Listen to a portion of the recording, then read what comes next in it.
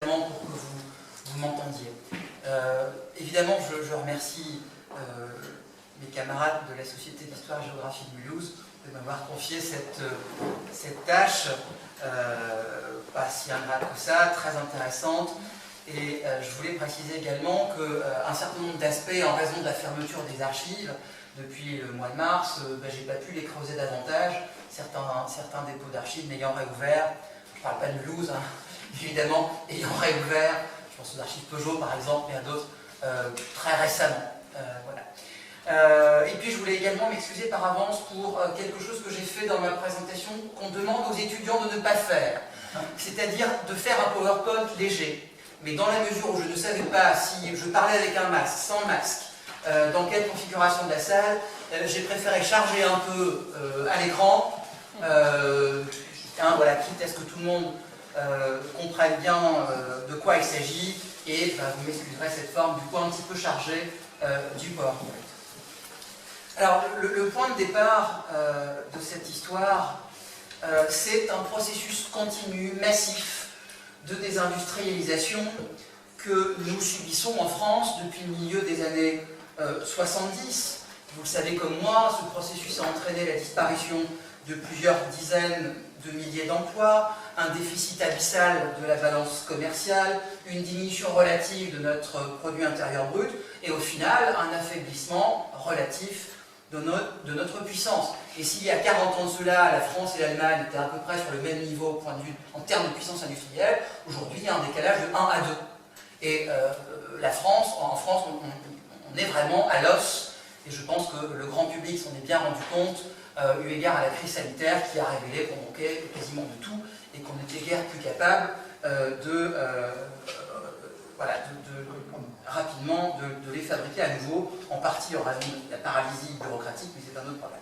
Ce phénomène de désindustrialisation a longtemps été ignoré, nié, et souvent minoré par les économistes et les historiens, mais il faut aujourd'hui l'attention d'un renouvellement de l'historiographie, et tous mes petits camarades soulignent en chœur l'extrême gravité de ses conséquences sociales. Ils dénoncent l'abandon progressif de toute politique industrielle en France depuis en gros le début des années 80, les dangers d'une hypothétique société post-industrielle et les transformations structurelles des entreprises confrontées à la mondialisation. Dans le cas mulhousien, les choses se détériorent réellement au début des années 80. Et lors de l'Assemblée générale de la Société industrielle de Mulhouse en 1985, le secrétaire général de l'époque, qui était Jean-Pierre Olive, explique, je cite, que si dans son histoire agitée, notre région a connu beaucoup de moments difficiles, jamais depuis leur entrée dans l'ère industrielle, l'Alsace et particulièrement la Haute-Alsace n'ont connu de crise aussi profonde. Et de fait, alors que l'Alsace avait un taux de chômage qui était jusque-là un des plus bas de France, 3,6% en 1980, on atteint en janvier 1985 quasiment 10%. Et les patrons orinois sont d'autant plus inquiets que aucune région, pas même la Lorraine, et alors ça leur fait quelque chose, pas même la Lorraine n'a connu aussi rapidement une telle dégradation. Et en Alsace et dans le Haut-Rhin, c'est à Mulhouse que la situation est sans doute la plus grave, puisque le taux de chômage frôle en début 85 les 13%, et là on a les effets évidemment cumulés des décompressions d'effectifs des entreprises qui sont dus soit au rétrécissement des marchés, soit à la modernisation des moyens de production. À cela viennent s'ajouter les licenciements et la fermeture d'entreprises en difficulté. Et ce qu'il y a d'intéressant, c'est que tout en développant une dépendance à l'égard de ses voisins suisses et allemands, le développement du travail frontalier avait jusque-là masqué la perte d'emploi. Or, depuis 1976, c'est plus de 10 000 emplois qui avaient été perdus, et plus de 8 000 entre 81 et 84, principalement dans le textile, la construction mécanique, et puis un petit peu l'automobile. Et il est clair, en 1985, qu'après avoir été jusque-là une des régions françaises à plutôt mieux résister que les autres, l'Alsace est désormais celle où la crise s'accélère, celle où le chômage augmente 2 fois plus vite que la moyenne nationale, et celle où la structure industrielle se dégrade plus rapidement qu'ailleurs. Et pour reprendre les termes d'un rapport qui avait été commandé à un cabinet de conseil bâlois à l'époque, je cite, « Assimilée à tort aux régions les plus puissantes, elle a en fait, l'Alsace, perdu du terrain. » Et de son côté, un groupe de travail mis en place par la CIM pour réfléchir au problème, au printemps 1985, enfonce le clou avec cette phrase que je trouve à la fois intéressante et grave, je cite, « Le bassin rhénan subit davantage qu'il ne maîtrise son propre destin économique. » Alors imaginez cette phrase prononcée à la CIM sous les portraits à la fois magnifiques et austères des Quéclin, des Dollfus et des Migs. Enfin, je veux dire, ils ont dû se retourner dans leur tombe. Et à juste titre. Et ces fondateurs ayant façonné le territoire pendant 2 siècles. Donc ce constat nous apparaît à peine croyable, et il y a fait une question. Comment est-ce que nous en sommes arrivés là? Comment est-ce qu'on en est? Comment est-ce qu'on a pu en arriver à ce point à Mulhouse? Et en fait, sans sous-estimer les événements qui se déroulent après 1975, on a là affaire à une phase de désindustrialisation qui a sa cohérence, sa logique, avec un certain nombre de facteurs. Moi, il me semble que il faut remonter un petit peu plus en amont, et il faut remonter, je pense, pendant les 30 Glorieuses. Et finalement, la crise qui se développe après 1975, elle vient de mettre les clous sur un cercueil qui est déjà largement préparé en amont. Et cette période des 30 Glorieuses, elle est paradoxale. Et c'est une période que je connais bien, parce qu'il se trouve que c'est là-dessus que j'avais fait ma thèse, et j'avais fait ma thèse sur le versant positif des 30 Glorieuses. Puisque lorsque j'avais travaillé sur Jean Fourastier, sur la modernisation de la France, et le rattrapage de haut niveau de productivité et de vie américain, c'est en quelque sorte une success story que j'ai écrite. A l'inverse, ces 30 Glorieuses ont une face un petit peu plus méconnue, c'est que déjà, côté pile, il existe un premier processus de désindustrialisation dont les logiques sont bien différentes de celles de celui qui va se mettre en place après 1975, et ce processus, tantôt, il va se dérouler à bas bruit, sans qu'on s'en rende vraiment compte, tantôt avec les crises textiles de 51, de 53-54, de 58, puis ensuite dans les années 60, on se rend compte qu'il se passe quelque chose. Et de la même manière que les bouleversements politiques, économiques et sociaux du Risorgimento italien ont porté un coup fatal aux dynasties aristocratiques siciliennes, c'est Guépard, c'est Lyon du roman de Giuseppe Tomasi di Lampedusa, on se demandera comment les mutations des 30 Glorieuses ont affaibli les dynasties d'industriels protestants mulhousiens, dont les ultimes représentants ne participent déjà plus qu'à titre résiduel au développement de leur territoire dans la deuxième moitié des années 70. Et pour argumenter mon propos, je vais essayer de croiser dans un plan chronologique 2 histoires. D'abord, l'histoire de la société industrielle de Mulhouse après 1945, et il se trouve qu'elle avait jusqu'ici pas été vraiment étudiée. La monumentale histoire de Florence Hott s'arrête au moment de... s'arrête avec le retour à la France. Il y a cette période de l'entre-deux-guerres, et puis après 1945, il n'y a pas grand-chose en tout cas.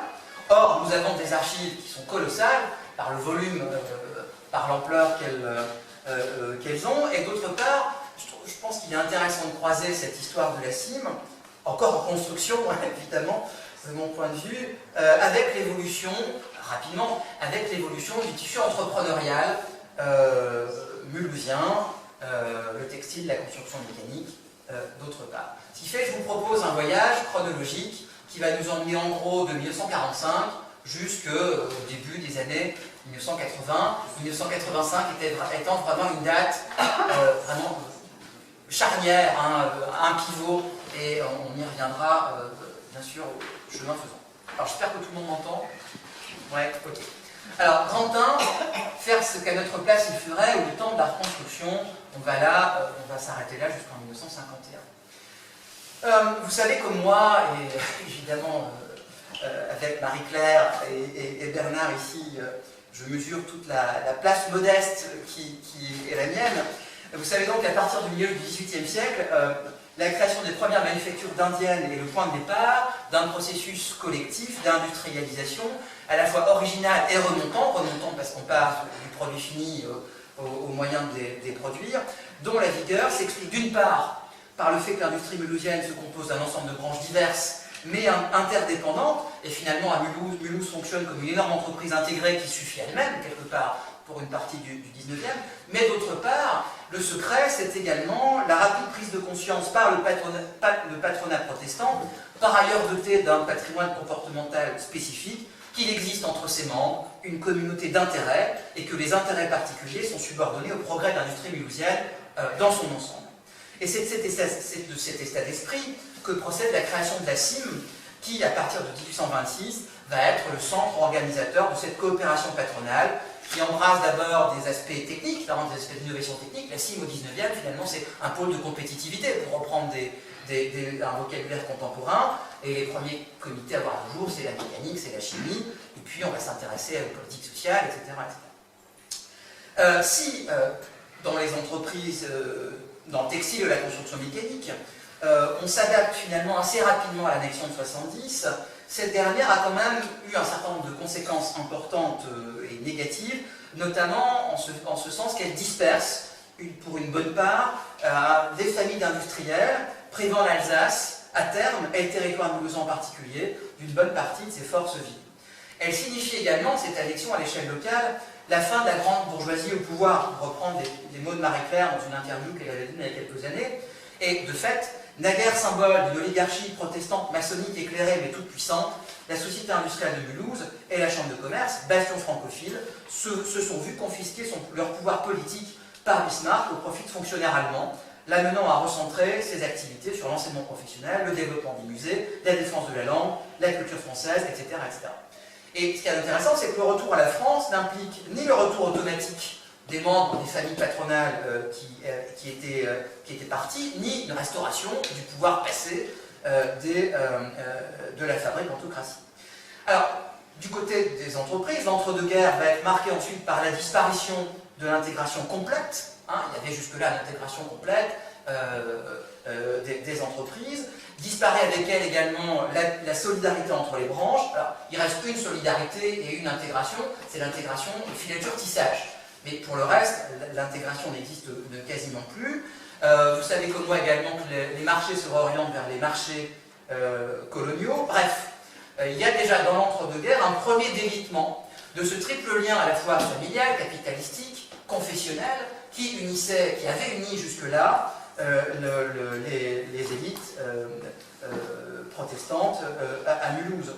Et de son côté, la CIM, après le retour à la France, ne retrouve à aucun moment l'intensité technique des travaux menés dans ces commissions, dans ces différentes commissions, et on voit apparaître progressivement des travaux qui étaient jusque-là accessoires et qui deviennent les principales préoccupations de la CIM, plus en avant dans les années 30.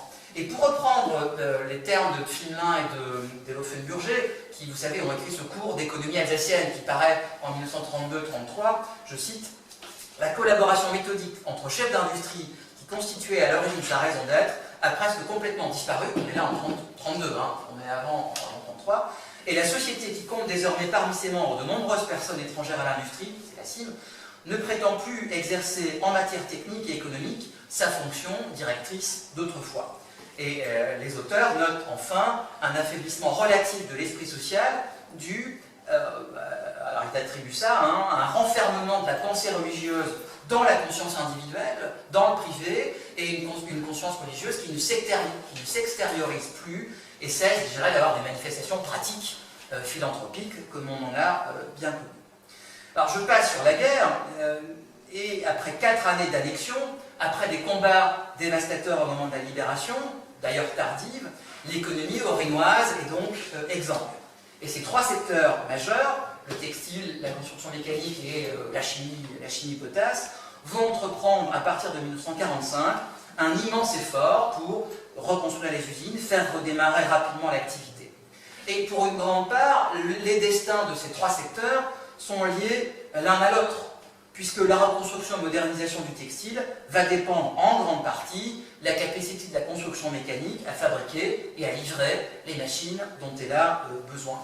Et toutes les entreprises sont donc confrontées à des problèmes identiques en termes de matières premières. Il y a une réelle fin de coton, pour reprendre un terme qui est né au 19e, qui renvoie à un autre événement, mais cette fin de coton, elle est réelle dans ces années 48, 49 et même encore 50. À cela viennent s'ajouter des problèmes de rationnement d'énergie jusqu'à une date assez avancée, une pénurie de main-d'œuvre qualifiée qui est permanente et qui touche tous les secteurs, une pénurie de devises également, comment acheter en dollars des stocks de coton brut qui vont permettre de relancer les filatures, tout cela est très compliqué, et sans parler évidemment de l'inflation qui galope et qui rend à la fois difficile de suivre au niveau des salaires, mais également d'acheter un certain nombre de matières premières. Alors la priorité, c'est la remise en route des mines de potasse. Très clairement, il y a une action délibérée de l'État pour remettre rapidement en route ce secteur-là au détriment des autres.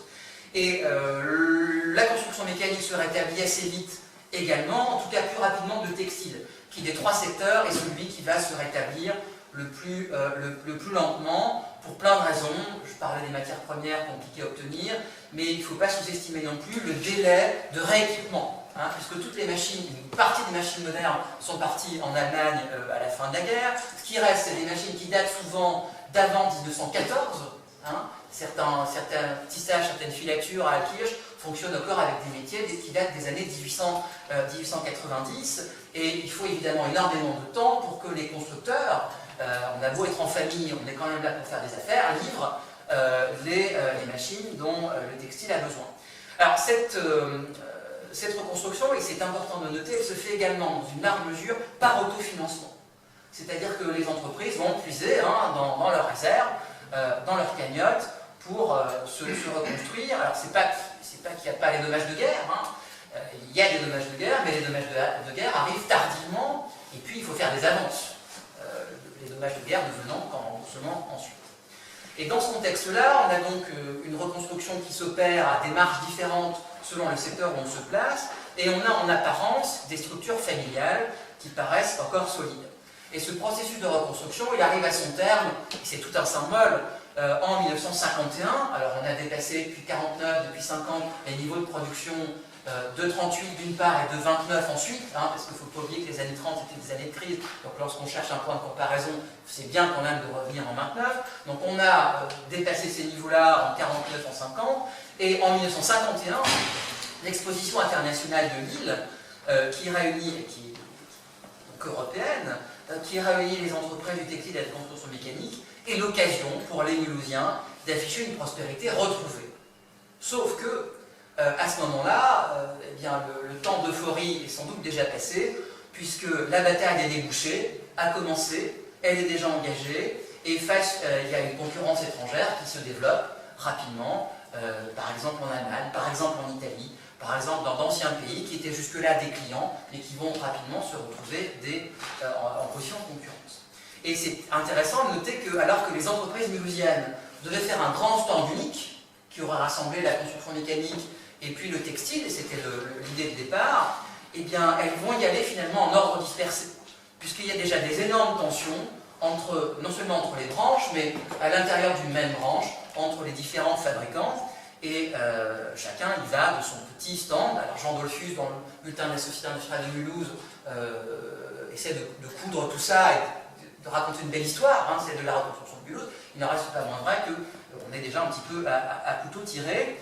Et il est intéressant de noter également que les partenaires financiers, les banques, en particulier la Sogenal, qui a un rôle important ici, mais pas seulement, commencent déjà à établir des listes d'établissements qui immanquablement vont faire défaut.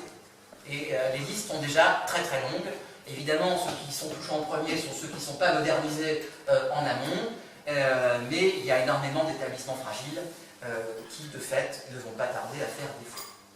Voilà du côté des entreprises. Maintenant, du côté de la CIM. La CIM va renaître difficilement à partir de 1945. Elle va renaître sous l'égide, sous la conduite de Jean Dollfus. Vous savez que son père, Émile, est mort au moment où il retrouvait ses bureaux de la Société alsacienne de construction mécanique, et c'est tout un symbole, il est enterré le 8 mai 1945. Et Jean Dollfus, donc son fils, lui succède à la tête de la société industrielle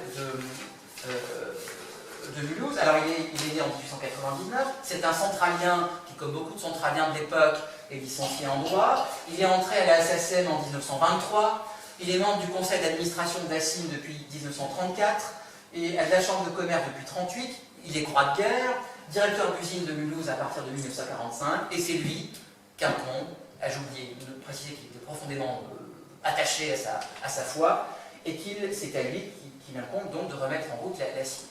Et lors de l'AG d'octobre 1945, qui le porte officiellement à la tête de la compagnie, il a ces mots que je trouve très intéressants, alors je vous fais grâce du début. Il s'agit, nous dit-il, de continuer l'œuvre de nos prédécesseurs dans la ligne qu'ils nous ont tracée, c'est-à-dire ne pas refaire consciencieusement la route qu'ils ont suivie.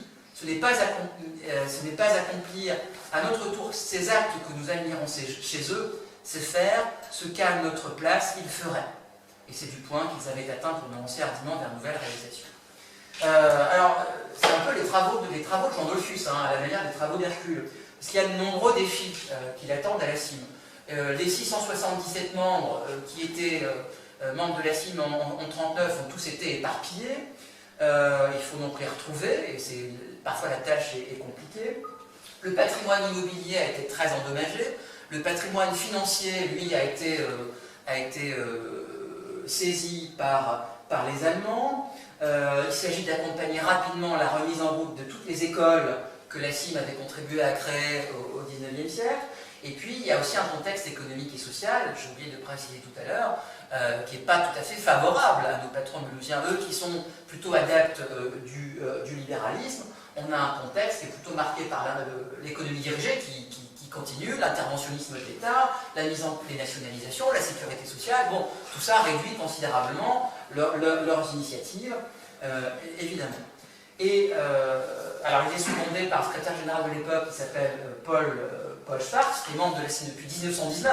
Donc ça vous dit également l'âge moyen de ces gens.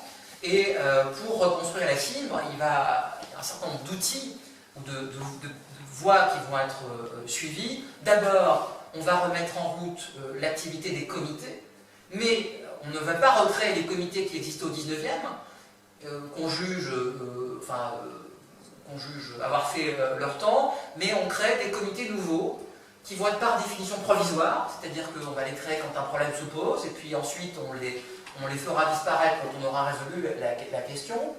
Le deuxième vecteur de reconstruction, c'est le bulletin, qui reprend assez rapidement dès 1946. Alors il y a encore des pénuries de papier, on a du mal à trouver l'encre, c'est très compliqué d'imprimer quelque chose en 1946.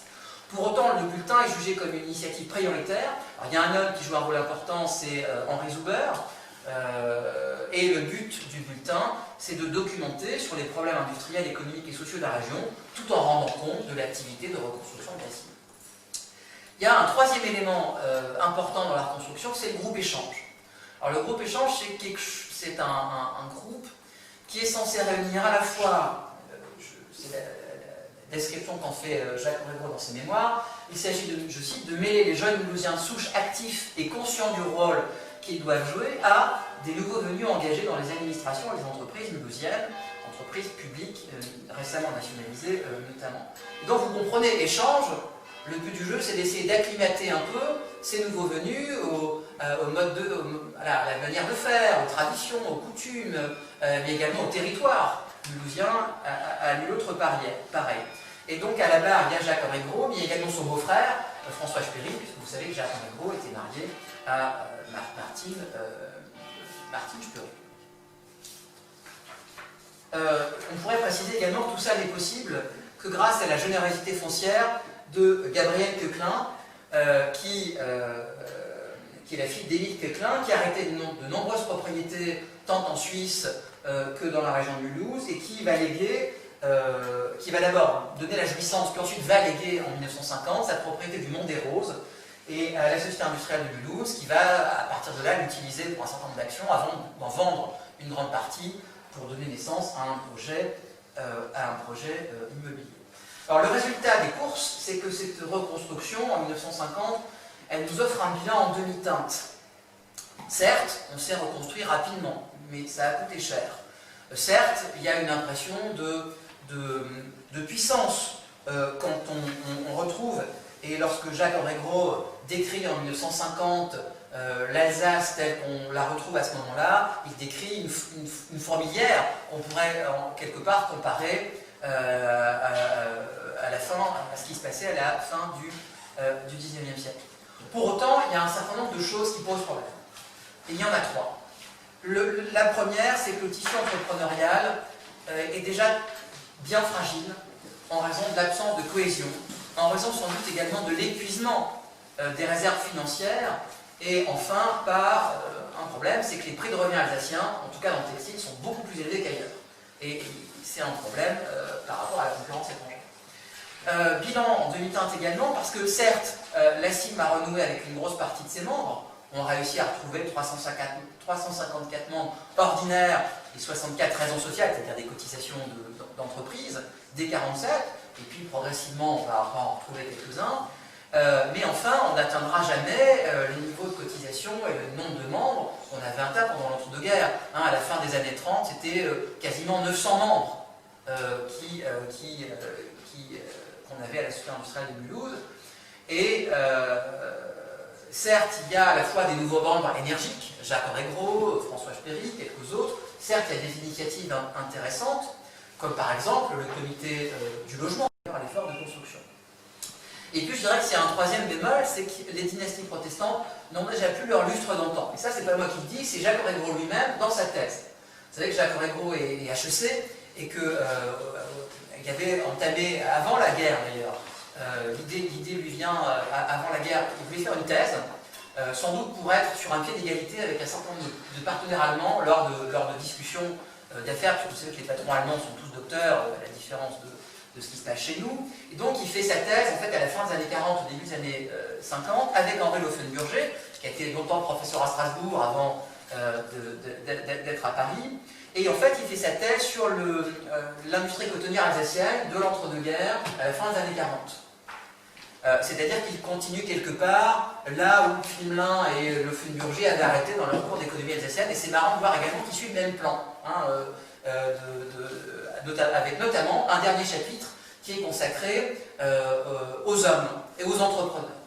Et dans le dernier chapitre de la thèse de Jacques Orégros en 1952, il y a des choses très intéressantes, notamment ce paragraphe qui est un petit peu long mais que je trouve très intéressant.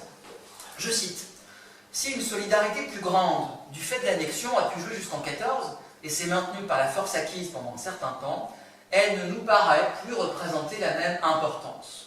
À cet égard, les crises successives ont aussi eu leur part, et vraisemblablement cette base que constituait le travail productif considéré comme une fin en soi en a-t-il reçu une atteinte sérieuse. Alors qu'au XIXe, l'unité morale et religieuse du protestantisme reliait entre eux, en même temps que les attaches familiales, la quasi-totalité des industriels dans un contexte d'économie libérale à base démocratique, la réprobation de moins en moins absolue du bien-être et de la jouissance, l'abandon progressif de l'austérité et de l'épargne sont des signes inquiétants. Les dirigeants protestants ne prédominent déjà presque plus. » Vous voyez, c'est pas moi qui le dis, c'est Jacques Orégros. On ne peut pas lui reprocher de ne pas connaître le milieu qui parle. Quand on connaît son arbre généalogique d'une part, et quand on connaît sa position à la fin des années 40, il a été de manière éphémère président du syndicat, directeur général, pardon, pas président, directeur général du syndicat cotonnier alsacien. Nul autre mieux que lui ne connaît l'exacte situation des entreprises dont il parle, en termes de structuration du capital, en termes d'équipement ou en termes de problèmes potentiels. Donc on a un bilan en demi-teinte. Et c'est sur cette base-là qu'on va attaquer cette phase des Trente Glorieuses que Nicolas Stoskov avait dans un article il y a quelques années qui était paru dans la revue d'Alsace, avait pour le cas alsacien parlé de mutation industrielle. Et c'est de ça dont je voudrais vous parler brièvement maintenant. Alors, je ne vais pas m'appesantir, d'abord parce que je ne suis sans doute pas capable, sur chacune des crises textiles qui vont émailler les années 50 et les années 60. Ce qu'il y a d'incontestable, c'est qu'il y a un déclin irréversible du textile qui a sans doute commencé pendant l'entre-deux-guerres et qui là va reprendre à une vitesse accélérée. Alors, il faut rapidement présenter cette filière avant de voir comment elle va disparaître. La filière textile mulhousienne, elle est caractérisée par le fait que 75% de la production de la filière cotonnière est destinée au marché national, c'est-à-dire qu'on a des produits qui sont de fait sensibles aux variations de pouvoir d'achat des Français. Et puis à cela vient s'ajouter un autre aspect, c'est le système très traditionnel de passation de commandes. C'est-à-dire que les clients passent en début de saison des commandes qui ne sont en fait que des options d'achat à prix fixé, qui sont susceptibles d'annulation sans verser de dédit, la commande ferme n'intervenant que plus tard. Et de fait, à partir de 1951, on va voir périodiquement on va avoir affaire à toute une série de crises textiles. Il y a 51, il y a 53, il y a 58. Ensuite, il y en a plusieurs également dans les années 60, qui sont toutes liées à la fois soit à la modification du marché national, où on est en train de voir se développer une société de consommation et le goût des clients, leur manière de faire, leur manière d'acheter, tout ça est en train d'évoluer et il faut sans cesse coller, à défaut de pouvoir devancer à cette demande. Mais quand ce n'est pas le marché national qui bat de l'aile, c'est la situation internationale qui est préoccupante. Alors là-dedans, vous pouvez ranger à la fois la décolonisation qui porte un coup très très rude au textile mulhousien, mais également ensuite toutes les crises internationales, guerre de Corée, etc., qui émaillent ces années 50, 60. Puis un troisième élément, c'est la concurrence des fibres synthétiques qu'il ne faut pas négliger. Et dans ce contexte-là, dès 1956, ne pas oublier qu'il y a également le baby boom, que l'agriculture est en train de se moderniser, que tout ça libère des bras. Il y a des études qui sont faites par la direction départementale de la main-d'œuvre qui estiment qu'il faudrait créer dans les 10 ans 34 000 nouveaux emplois. C'est compliqué quand on voit disparaître progressivement déjà un certain nombre d'entreprises traditionnelles. Et face à ces crises successives, comment vont s'adapter les entreprises du textile? Eh bien, je dirais, en se concentrant. Et ce mouvement de concentration, il va être le fruit il va venir de deux côtés. D'une part, je dirais par une élimination naturelle, une manière plus élégante de dire que les entreprises ferment et mettent la clé sous la porte, licenciant par eux-mêmes leurs employés, qui trouvent néanmoins, pour les plus qualifiés d'entre eux, à se recaser, soit par des fusions, des rapprochements. Mais ces fusions, ces rapprochements sont souvent mal conçus, mal ficelés, mal maîtrisés. Et ils sont au final contre-productifs parce que dans la plupart des cas, ils vont aboutir à quelque chose qui est très handicapant pour la suite, c'est le départ du siège social. Et il y a un exemple tout à fait intéressant, c'est le rapprochement entre DMC et Thirier-Cartier-Bresson qui va aboutir au départ du siège social de DMC, c'est quand même un monument à Mulhouse, dans les années 60. Et à force de concentration, eh bien, on arrive à ce qu'en 1969, eh bien, 17 entreprises de plus de 500 personnes emploient 60% des salariés. Et en avançant 2 années plus tard, on constate qu'en 1971, 220 établissements textiles ont déjà mis la clé sous la porte. Et seules les entreprises dotées de larges assises financières, de stratégies claires, souvent les stratégies de haut de gamme, d'une direction dynamique, peuvent s'adapter. Un exemple intéressant, c'est la Société Anonyme d'Industrie Cotonnière, la SAIC, qui, grâce à Jacques Gros, va être progressivement Velcorex, et en se spécialisant dans le velours haut de gamme, et va s'en sortir. Schaeffer, avec des redéfinitions du périmètre de l'entreprise, va s'en sortir également. Il y a des entreprises qui s'en sortent, mais systématiquement, elles ont à leur tête des gens qui ont une vision, qui ont les moyens, et puis qui savent nouer des bons partenariats sans se laisser déposséder des clés de la maison, ce qui n'est pas toujours le cas. Voilà pour le textile. Du côté de la construction mécanique, il se passe également des choses intéressantes, en ce sens qu'on a affaire à une modification structurelle du secteur. Et en effet, les entreprises traditionnelles telles que la SACL vont connaître assez rapidement dans les années 50 des crises. Si le textile souffre, les constructeurs de machines souffrent aussi. Et dans le cas de la SACL, c'est dès 1953 que le carnet de commandes commence à se vider, ce qui va amener l'entreprise à diversifier sa production, à passer des accords financiers, et puis progressivement l'entreprise va se retrouver diluée dans tout un tas d'ensembles qu'elle ne contrôle bientôt plus. Résultat des courses, en 65, la SACM, le siège social, quitte Mulhouse pour aller à Paris. Quand je parle de modification structurelle, en fait, c'est paradoxal, pour autant, le secteur ne perd pas d'emploi. Pourquoi? Parce qu'entre-temps, il y a un nouveau venu qui est venu, pardon de la répétition, s'installer dans la région, c'est Peugeot. Et à partir de 1959, date à laquelle Peugeot commence à mettre en route ses premiers ateliers, d'abord en ville, hein, dans des locaux industriels abandonnés par le textile, avant de ensuite gagner la forêt de la Harte. Peugeot, qu'on considère alors comme le grand dépannage, la formule épannement avec Jacques Henri-Gros lui-même, ben Peugeot va devenir progressivement l'usine dont le sud de l'Alsace ne peut plus se passer. Et c'est intéressant de voir comment cette forêt de la Harte, où il y a des arbres et sur des milliers d'hectares, eh bien, va voir surgir progressivement d'abord des activités métallurgiques et d'usinage, et puis à partir de 1971, l'usine se transforme en une usine d'assemblage qui va, au milieu des années 70, employer plus de 14 000 ouvriers.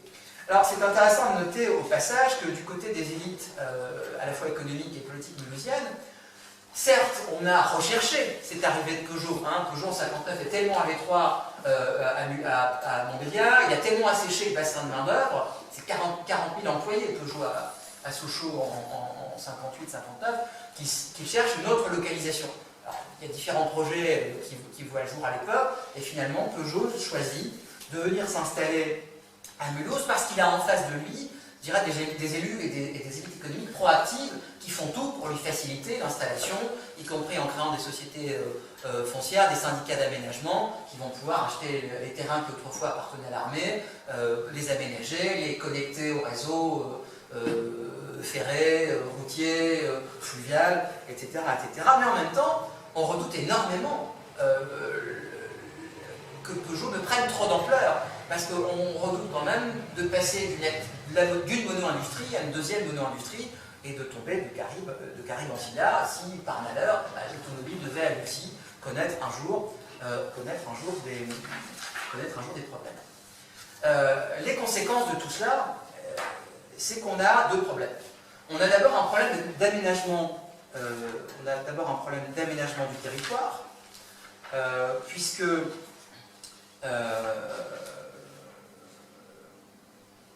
la mutation industrielle implique que les activités économiques quittent progressivement leur localisation ancienne, c'est-à-dire les vallées sous-vosgiennes ou la ville de Mulhouse, pour aller s'installer ailleurs,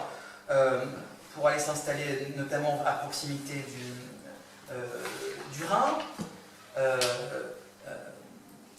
Donc d'abord un problème d'aménagement du territoire, mais ensuite, ce qui me semble beaucoup plus important, c'est que cette mutation industrielle a entraîné un départ accentué des centres de décision.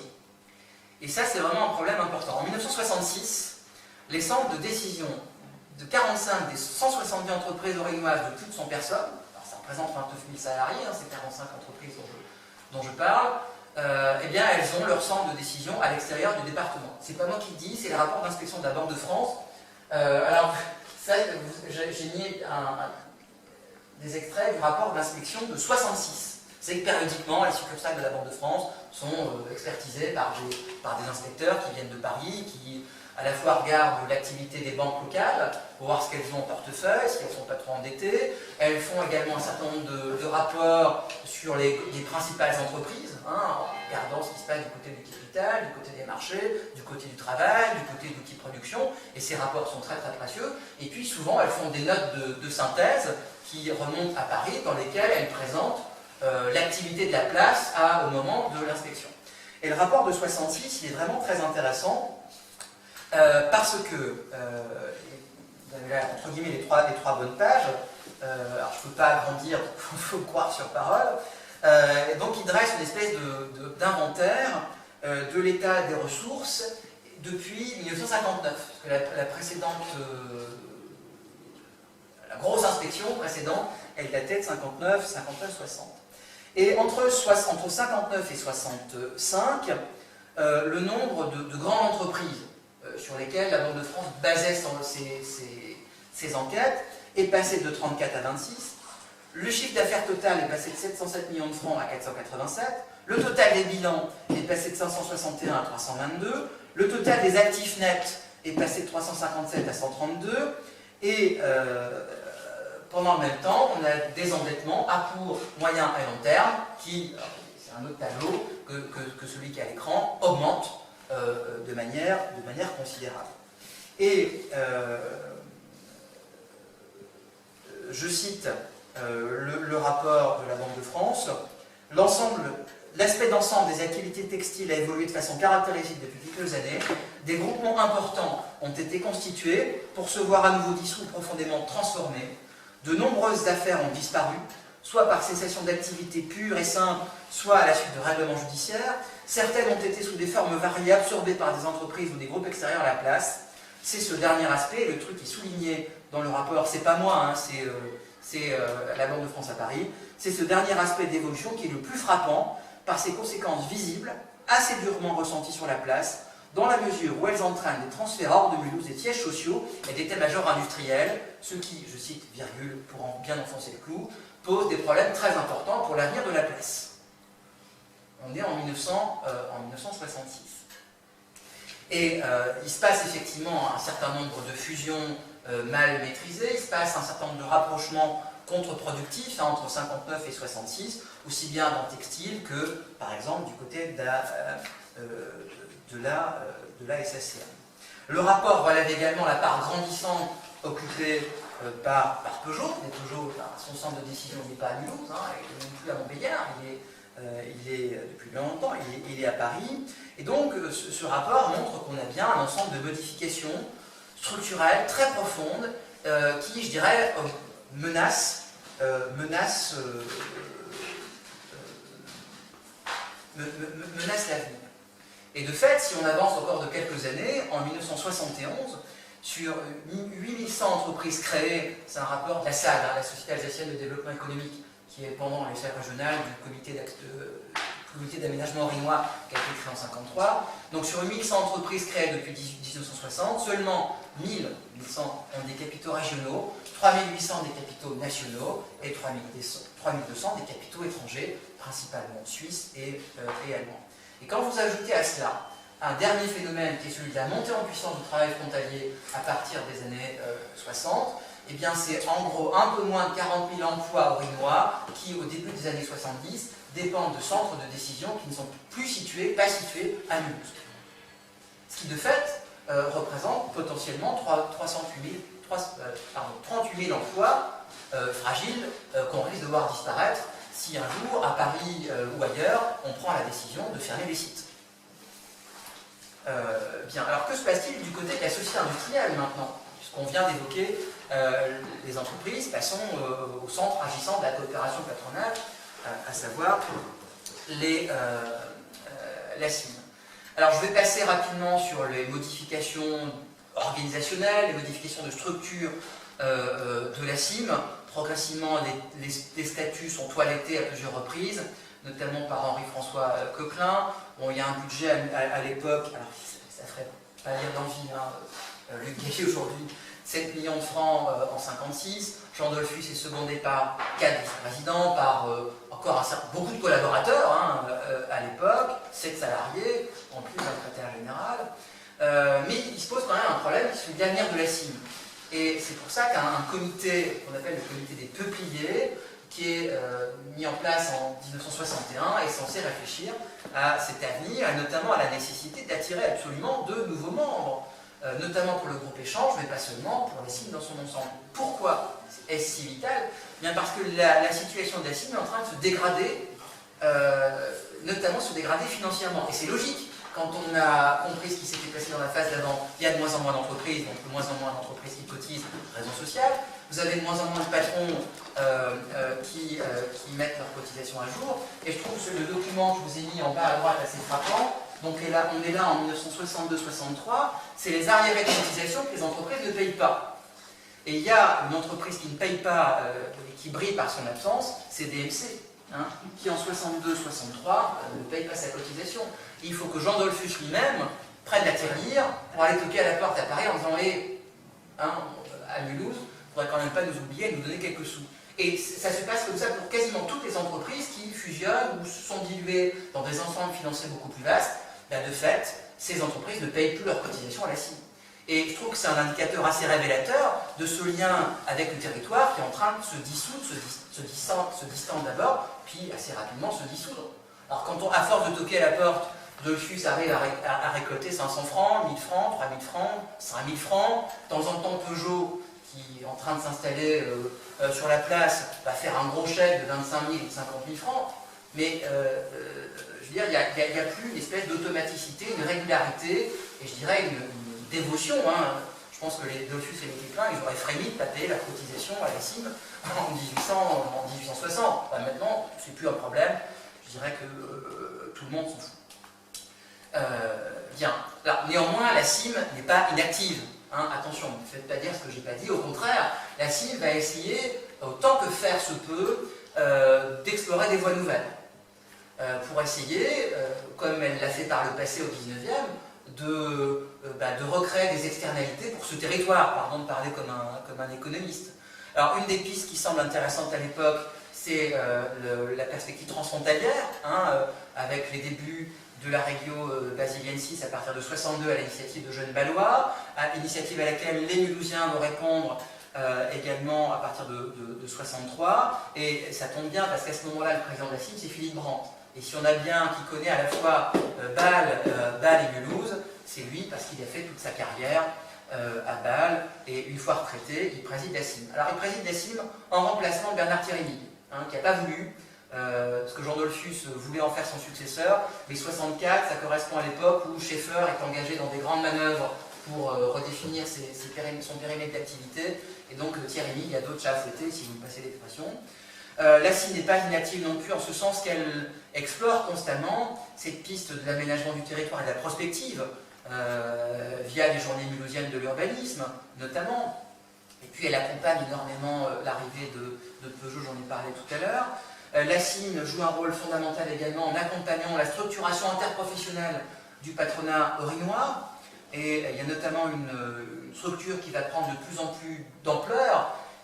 Alors, qui au départ est la CIPREM, c'est-à-dire le comité interprofessionnel provisoire de la région de Mulhouse, qui va devenir ensuite en 67 la PIREM, l'association interprofessionnelle de la région de Mulhouse, qui regroupe en fait les nouveaux venus dans la région.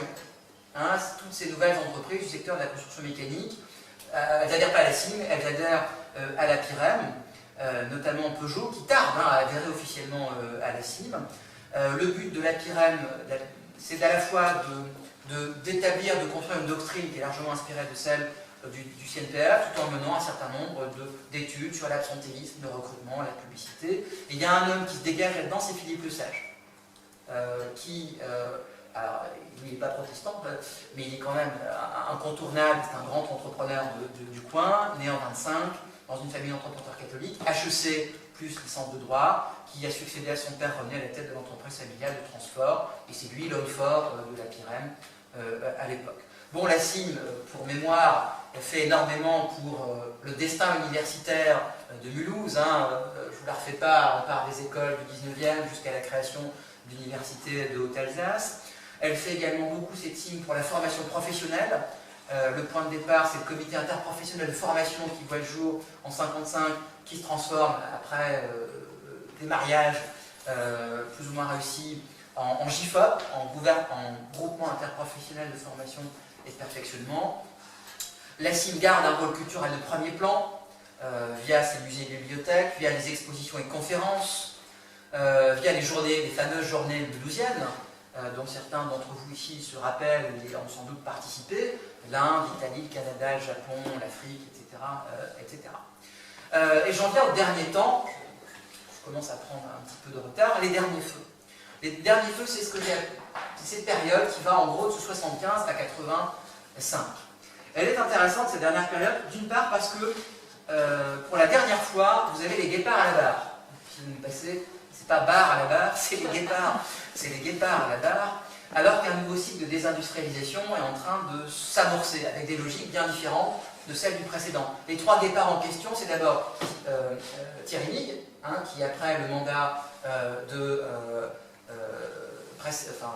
mandat précédent cette fois prend les rênes de la CIM.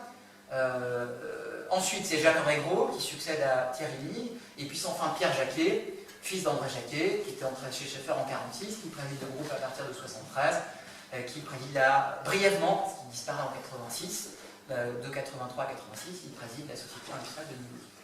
Alors, chacun à leur tour vont essayer de ranimer le feu, la flamme, et notamment Thierry Lig, qui va faire œuvre de pionnier et qui veut faire de Mulhouse un nouveau laboratoire social à un moment où il y a un énorme problème de logement des travailleurs migrants à Mulhouse dans ces années 70, en raison de l'afflux chez Peugeot, essaie de faire un certain nombre de choses, notamment de rationaliser et développer le comité interprofessionnel du logement qui à ce moment-là part un peu à volo.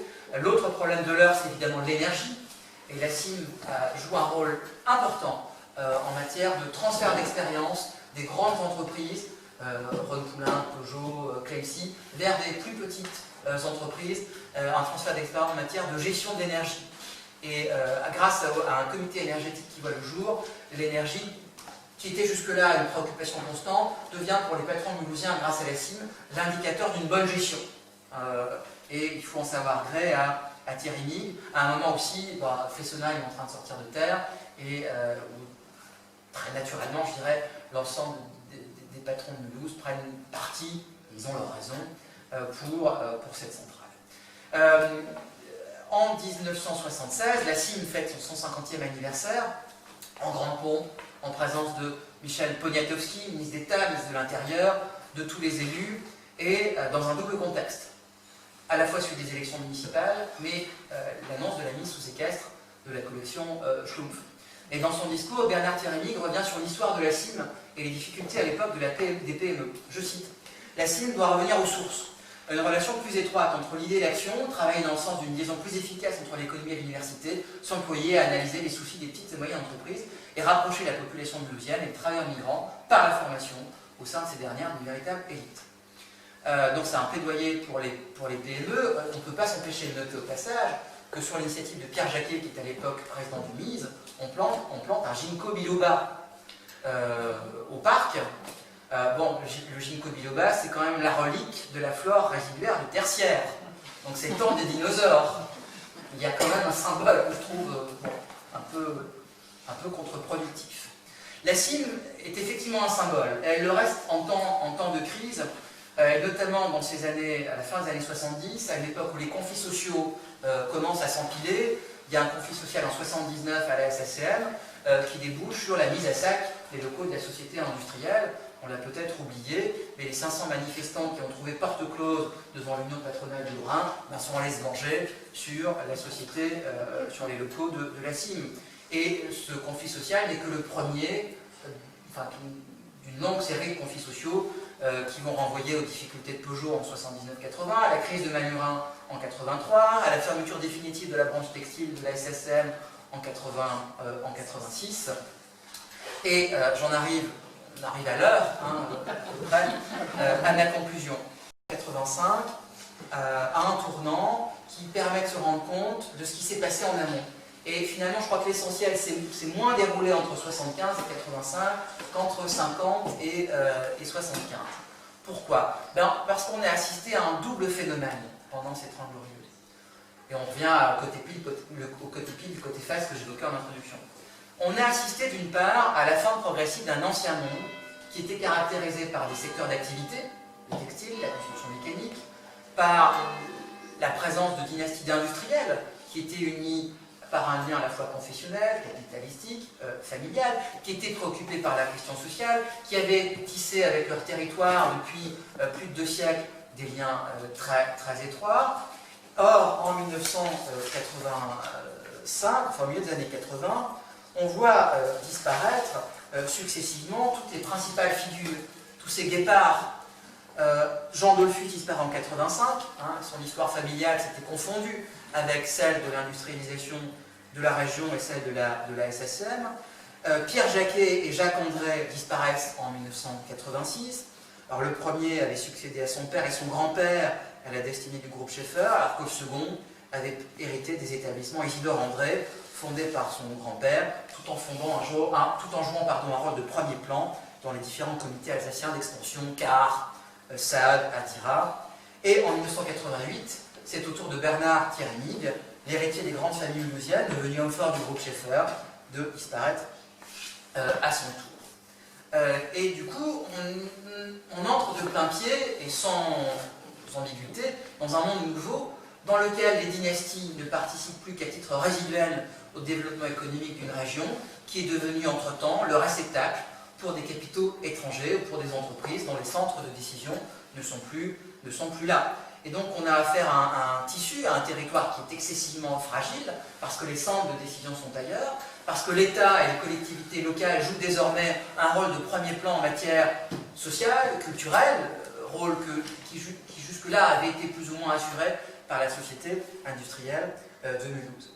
Et donc les années 80 sont vraiment un révélateur. Et pour enfoncer le clou, il se passe quelque chose en 86 qui achève, si vous voulez, et qui montre bien cela, c'est l'arrivée de Guy Perrier à la société industrielle de Mulhouse. Qui est Guy Perrier? Guy Perrier est né en 25 dans les Charentes, il n'est pas alsacien, je dirais, il est parfait, il est catholique, c'est un deuxième mauvais point, il a été résistant, et parce qu'on a affaire à un Saint-Cyrien qui a choisi la Légion, il a fait une très belle guerre, il s'est illustré ensuite en Indochine, Légion d'honneur avec 6 citations et croix de guerre à 27 ans, bon, c'est quand même pas mal, il faut le faire. En Algérie, où il se retrouve par la suite, il commande la première compagnie de 2e Rai, et c'est là où ça commence à mal se passer, il suit Salan au moment du putsch d'Alger, parce qu'il joue à un moment, de manière très éphémère, un rôle dans son cabinet, et évidemment, ça lui vaut l'incarcération à Fresnes, il est obligé de quitter l'armée, et il se reconvertit, du coup, grâce à un petit passage au centre de préparation des affaires, dans le privé, il va occuper différents postes chez Saint-Gobain, Kléber Colomb, Idéal Standard, avant de connaître la consécration chez Peugeot, parce que c'est lui qui prend la tête du site de Peugeot ici, après Jean Mougin, qui était le non-béliardais qui avait au départ construit et dirigé le site, et il dirige la Pirenne, avant, à 86, de diriger la CIM. Et je pense qu'il faut se représenter ce que ça a dû, à l'époque, représenter pour les derniers représentants de ces grandes dynasties industrielles, de voir aussi respectable soit-il, mais un homme comme Guy Perrier prendre la tête de leur illustre maison, alors que quelques années plus tard, c'était déjà un Le Sage qui avait pris la tête, 3 ou 4 ans plus tôt, qui avait pris la tête de la Chambre de commerce. Donc il n'y a plus d'ambiguïté possible, il ne commande plus rien, même symboliquement, on les voit disparaître progressivement. Et il est intéressant de noter également que ce basculement coïncide avec l'intérêt des historiens pour l'histoire du patronat. Et 85-86, c'est pile poil le moment où Michelot, que vous connaissez, soutient et publie sa thèse sur l'industrialisation de l'Alsace. Alors dans le jury, il y a Lévy-Le Boyer. Lévy-Le Boyer coordonne au même moment un numéro spécial du mouvement social qui est uniquement consacré au patronat, et dans ce numéro spécial, Michelot reprend la dernière partie de sa thèse, sa thèse d'État, qui est consacrée justement aux entrepreneurs, c'était la dernière partie de la thèse de Gros, la dernière partie de l'ouvrage de cours d'économie alsacienne de Pfilblin et Laufenburger, et Michelot donc fait rentrer en quelque sorte dans l'histoire, en travaillant sur leur comportement spécifique, ces familles d'industriels protestants. Et dans ce monde englouti, seul subsiste alors Jacques-Henri Gros, qui est le dernier des cotonniers alsaciens, qui est de son aveu même d'ailleurs, je cite, une pièce de collection digne des musées techniques de la ville. Et peut-être fait-il à ce moment-là sienne les paroles, certes un petit peu mélancoliques, de Don Fabrizio Salina, le roman de Lampedusa, les héros du roman de Lampedusa. Je cite, « Nous fûmes les guépards, les lions, ceux qui nous remplaceront seront les chacals, les hyènes. Et tous, guépards, chacals et moutons, nous resterons le sel de la terre. » Je vous remercie.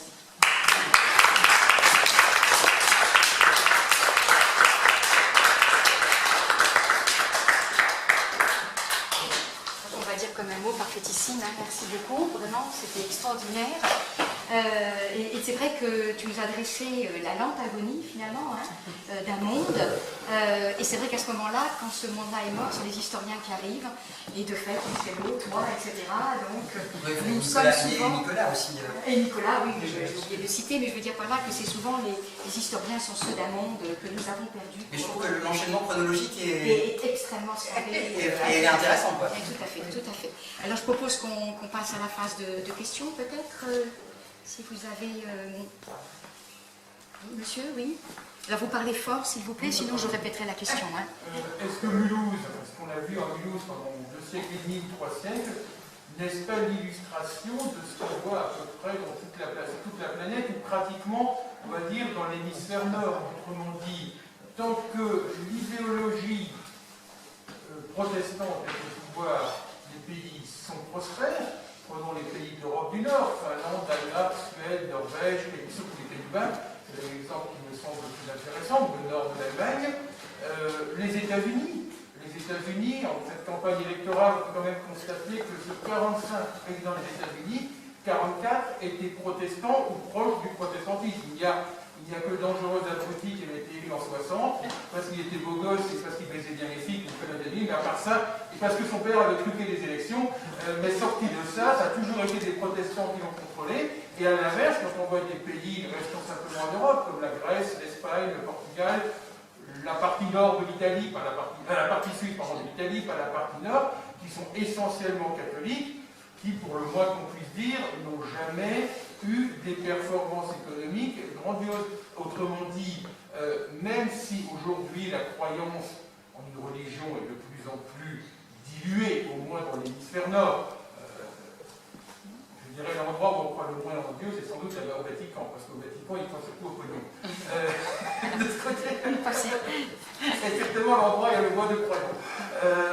Est-ce que ce n'est pas quand même le ferment qui caractérise cette religion plus que n'importe quelle autre? Pas seulement la religion catholique, j'aurais pu dire aussi la religion juive, musulmane, ou le bouddhisme, les orthodoxes sont encore un peu différents, mais est-ce que simplement Mulhouse, aujourd'hui, par rapport à ce que ça a été pendant 2 siècles et demi ou 3 siècles, ce n'est pas le reflet de ce qu'on voit dans le monde? Autrement dit, un endroit où l'idéologie protestante a complètement décliné, où la mentalité, plutôt qu'idéologie, la mentalité protestante a complètement décliné, et la situation économique avec. Alors, il y a beaucoup de choses dans votre remarque et votre question. Concernant cette histoire du protestantisme. Alors d'abord, je pense qu'on ne peut pas mélanger tous les pays en même temps et vouloir dire du calvinisme. Laissez-le répondre, s'il vous plaît. Il faut faire la différence entre les calvinistes et les... Oui, non, mais même. D'abord, on ne peut pas mélanger tous les pays, pêle-mêle, la Grèce, l'Espagne, avec le Royaume-Uni, l'Allemagne ou nous, parce qu'on a une histoire industrielle qui est complètement différente. Bien.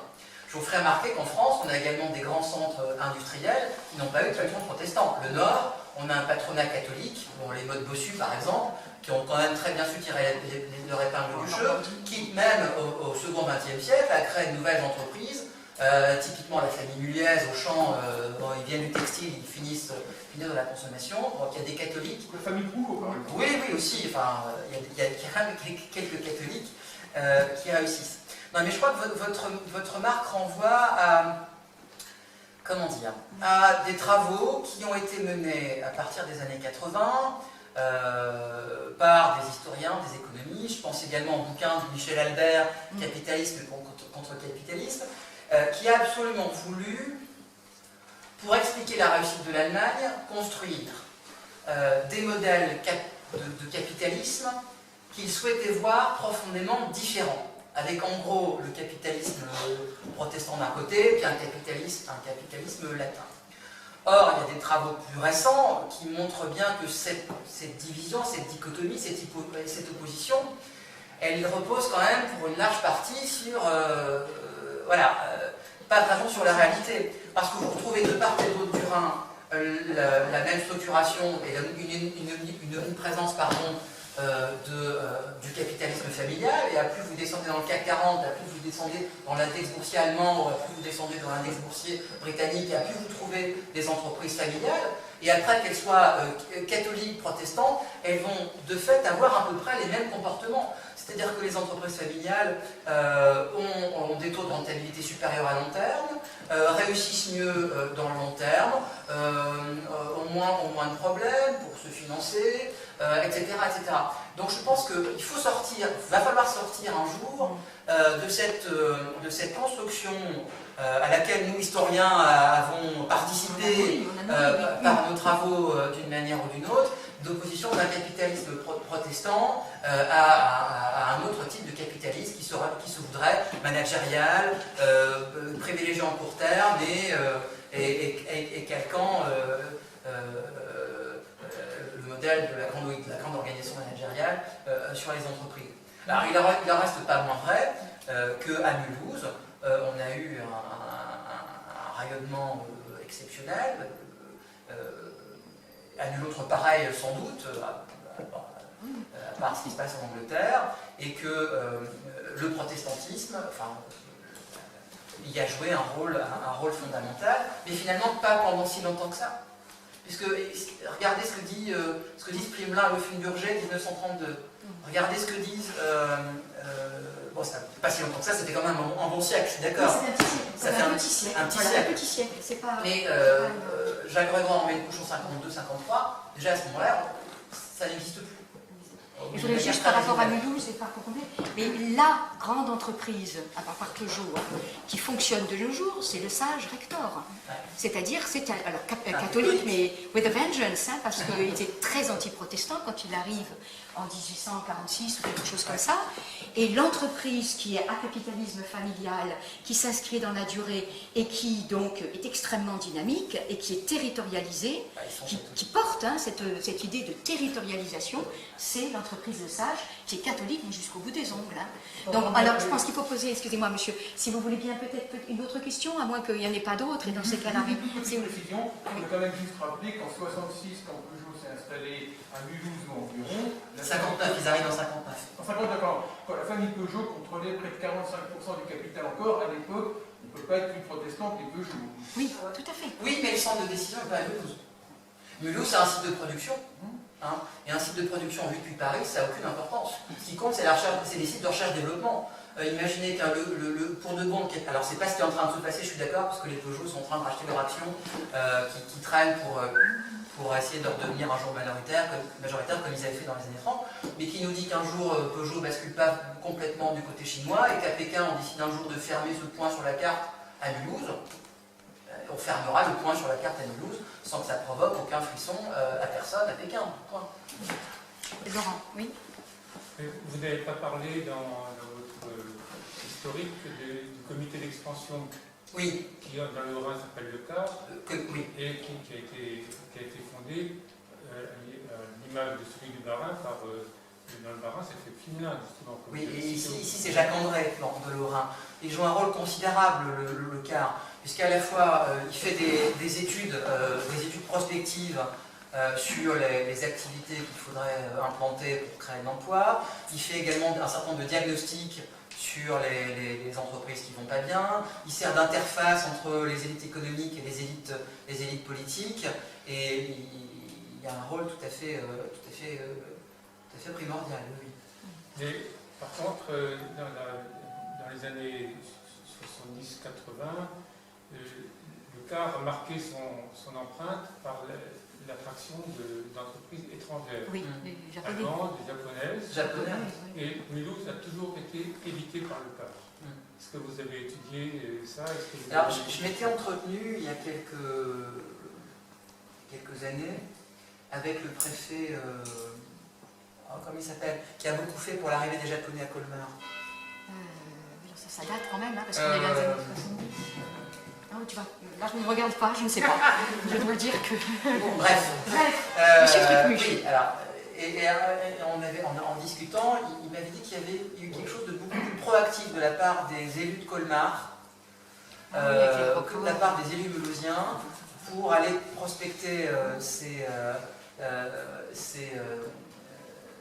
les entreprises japonaises, avec quelque chose qui était tout à fait savoureux, qui était la série Ciel bleu en Alsace.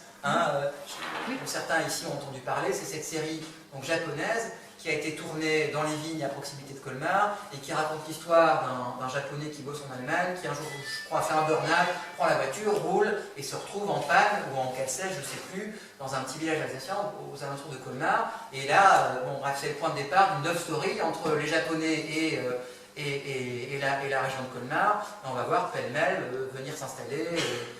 Sharp, Sony, oui, tout un tas d'entreprises qui, vous le remarquerez, sont reparties entre-temps. Oui. Parce que l'implantation en Alsace leur paraissait nécessaire et logique à cette fin des années 80, au moment où le mur tombe, parce que ça les plaçait au cœur d'un marché européen de plusieurs dizaines de millions de consommateurs potentiels, avec, en plus en Alsace, je dirais, des ouvriers français, des ouvriers alsaciens qui, alors c'est dans le cliché, mais les Japonais l'ont pensé comme ça, travaillent à un prix français pour une qualité allemande sans être trop casse-pied. Mais quand la géopolitique a changé, quand les marchés se sont déplacés de l'Europe ailleurs, ils ont fermé le truc et ils sont partis. Et le lycée Seijo qui s'est installé là, je ne sais plus, il a fermé les portes aussi parce que les cadres alsaciens, les cadres japonais, pardon, ils étaient partis. Donc je pense que c'est un super bon exemple de ce mode de faire de grandes entreprises qui, parce qu'elles ont intérêt à un moment donné, s'installent, et puis quand la géopolitique a changé, s'en vont. Mais pour répondre à votre question, il y a eu un rôle beaucoup plus actif des élus colmariens qui ont marqué à la culotte, pardon de l'expression, les entreprises japonaises pour qu'elles viennent chez eux et pas ailleurs. Une autre question, oui? Oui, moi j'ai une question par rapport à la colonisation, les économisations, parce que j'ai été marqué que le premier... Un petit peu plus fort, monsieur, je m'excuse. Le premier chacal, c'était un ancien de l'Algérie française, quand même, qui est arrivé à la cime. Je n'ai pas dit que c'était un... Alors, je pensais pas à lui quand je parlais des chacals. Je veux dire, moi, ce qui m'a frappé, c'était ce rapport qui pouvait être assez frontal, peut-être, avec la nouvelle main-d'œuvre immigrée qui est arrivée après-guerre, justement, dans les usines Peugeot. C'était juste un exemple peut-être aussi symbolique d'un nouveau monde qui est apparu après vous. Et aussi le fait que pendant la période allemande, finalement, je ne sais pas si il y avait des rapports aux débouchés coloniaux à l'apport du coton, parce que le coton c'est aussi une matière vraiment coloniale, je ne sais pas ce qu'il y a de plus. Donc voilà, est-ce que ça, en tant que fil rouge, est-ce que on peut le développer alors, les marchés coloniaux, détrompe-moi, c'est surtout une porte de sortie et de reconversion au moment de la crise économique de l'entre-deux-guerres. Alors, il y avait des choses en amont qui existaient déjà, mais c'est la stratégie de sortie de crise qu'on choisit délibérément du côté du textile. DMC Schaeffer. Oui, DMC Schaeffer pendant les années 30. Ce fil rouge colonial, pardon, on le retrouve évidemment du côté de la main-d'œuvre. On avait organisé il y a quelques temps, avec mes collègues de l'UTBM, Laurent et Berger, un colloque, les journées d'histoire industrielle, qu'on avait consacré aux indigènes dans l'industrie et aux travailleurs dans les colonies, qui avait bien mis en valeur un certain nombre de choses, et notamment le fait, et ça renvoie à ce que je disais tout à l'heure par rapport au rôle de Bernard Thierry, essayant de démêler cette question du logement ouvrier, d'accueil des travailleurs migrants à Mulhouse dans les années 70, parce qu'ils viennent travailler chez Peugeot, effectivement, puisque les travailleurs alsaciens, eux, partent en Alsace, partent en Allemagne, partent en Suisse, donc il faut bien trouver les bras au bout d'un moment. Ce fil rouge colonial, on le retrouve là également. Donc on le retrouve du côté des produits, on le retrouve du côté du travail, de la main-d'œuvre, et puis on peut le retrouver également dans l'internationalisation d'un certain nombre de groupes, puisque le groupe Schaeffer, notamment, va créer en Afrique du Nord un certain nombre d'entreprises dans les années 60, 50 et 60, les années 50 et les années 60, qui vont être des partenaires commerciaux. Alors on ne délocalise pas, c'est pas de la délocalisation, mais on produit là-bas pour des marchés locaux. avec une remarque, je crois qu'on a eu il y a 3-4 ans une conférence de Bertrand Rizaché sur cette question des usines dans les ex-colonies en quelque sorte. Et donc la question de colonisation, décolonisation, accompagner des structurations, etc. Donc, et il est publié dans l'annuaire, il y a, je sais plus, il y a 3-4 ans, Bertrand Rizaché. Voilà. Y a-t-il d'autres questions? Oui, Marie-Thérèse. Je voudrais poser la question, par exemple, donc au XVIIe et au XVIIIe siècle, il y a eu le grand boom des indiennages, de l'indienne, de la production coton qui était très demandée, et peut-être que le patronat s'est beaucoup installé à cause de ça aussi pour les marchés, parce qu'il faut toujours des marchés pour vendre et pour être florissant. Or, il y a eu ce boom du synthétique. Alors pourquoi nos entreprises textiles n'ont pas pu s'adapter? Parce que Velcorex, c'est toujours coton et velours. Mais pourquoi ne se sont-ils pas adaptés alors qu'on a la chimie à Tannes, on a la chimie à Mulhouse? Pourquoi je ne l'ai peut-être pas dit ou je me suis mal exprimé, mais quand on regarde les statistiques de production, on s'adapte. Puisqu'on voit entre 50 et la fin des années 60, augmenter dans les productions mulhousiennes la part du synthétique. Et à Mulhouse, on sait faire également des articles de qualité en synthétique. On préfère faire de la popeline, mais de coton, mais on sait aussi faire des articles de qualité, et synthétique. Je crois savoir que sur Lyon, ils se sont beaucoup développés autour du textile. La chimie s'est développée à Lyon. Où il y avait mais là aussi, c'est-à-dire que le développement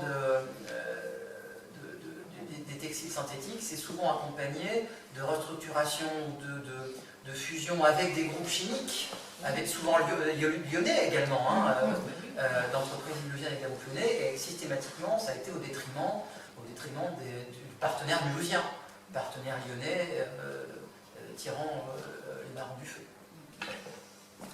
D'autres questions? C'est bon? Alors, je le remercierai encore à la fin. Mais d'abord, 2 informations.